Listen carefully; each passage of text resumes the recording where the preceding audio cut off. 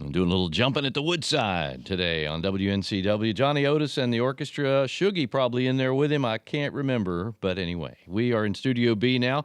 Our live Studio B sessions on WNCW made possible by Sierra Nevada Brewing Company. And let me mention, if you're watching this, you are doing so because of some of our awesome students here at the Isothermal Community College Broadcast Production Technology curriculum. Our director today for video, Dylan Thompson, and we've got cameras by Jonathan Shackleton and Cameron Crisp. Thank you, gentlemen. Appreciate y'all being here. And I'm proud to welcome the legendary Tinsley Ellis to Studio B. Welcome. It's great to be here again. Yeah, you got a show tonight in Asheville, right? That's right, at the Gray Eagle. Gray Eagle, right. Well, 8 o'clock. We'll try not to tax you too much. I appreciate you taking the time to come here before you have the show tonight and play for us here in Studio B. My pleasure. All right, let's start with a song if you don't mind. All right.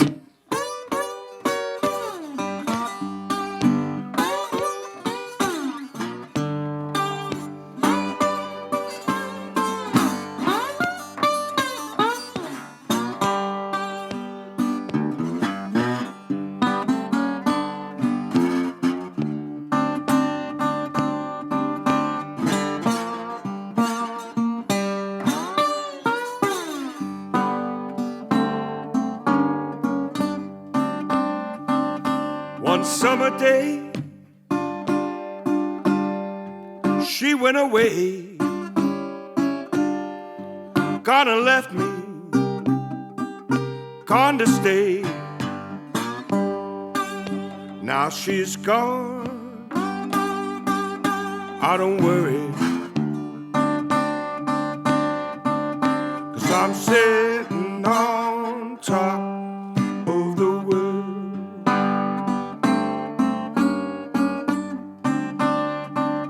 All that summer, worked on the farm, had to take Christmas, my overall. Now she's gone, I don't worry, 'cause I'm sitting on top of the world.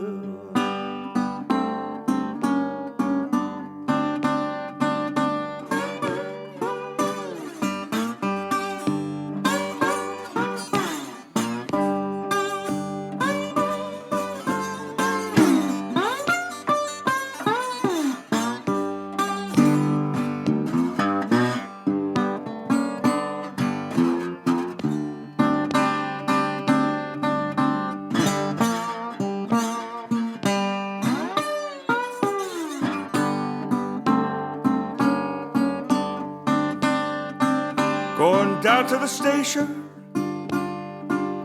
gonna catch a train, gonna leave this town. Work done got hard, now she's gone, I don't worry, 'cause I'm sitting on top of the world.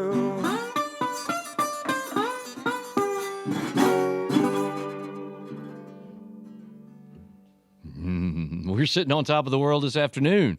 Tinsley Ellis live in Studio B here at WNCW. Man, people will call it those songs like that a chestnut. I just think they're a great song, just survives and keeps going, and it's a great song. Mountain music up on top of the world here in North Carolina. That's right, sitting on top of the world, and I love that slow blues style on that one from you. And that song reminds me of folks like Doc Watson, who always did that song. I miss Doc Watson and Earl Scruggs and the old guard. They're kind of like B.B. King and Howlin' Wolf, you know.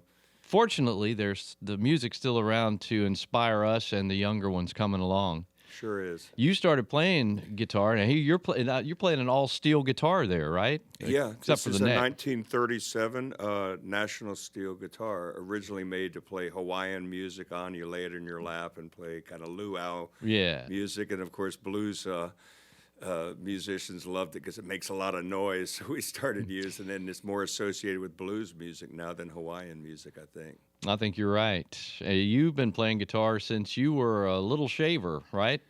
Grade That school? is true. I started playing guitar after seeing the Beatles on Ed Sullivan's show in 1964. Our generation, imagine that. Yeah, I know. A lot of people had that same story, and I believe more guitars were sold that week after the Beatles on Ed Sullivan's show than ever before that. Of course, before that, I remember music like the Ventures or the Beach Boys or Lonnie Mack, stuff like that, and certainly Elvis Presley. But when the Beatles came out, they just put it all together in me, and I just I had to get a part of that. Yeah, yeah. I'm glad I played the Ringo song before I came down here. I kind of a nice tie in there, a solo hit for Ringo. Well, you brought the steel and you brought regular acoustic guitar today, so and very intimate. Tinsley and his guitar, folks. That's all we need. That's all you're gonna get today. That's all we're gonna get. get. A little bit of foot stomping too. Yeah. The show tonight at the Gray Eagle, is that a solo show? Yes, it's acoustic songs and stories. I'll be playing songs off the albums, talking about how I wrote them.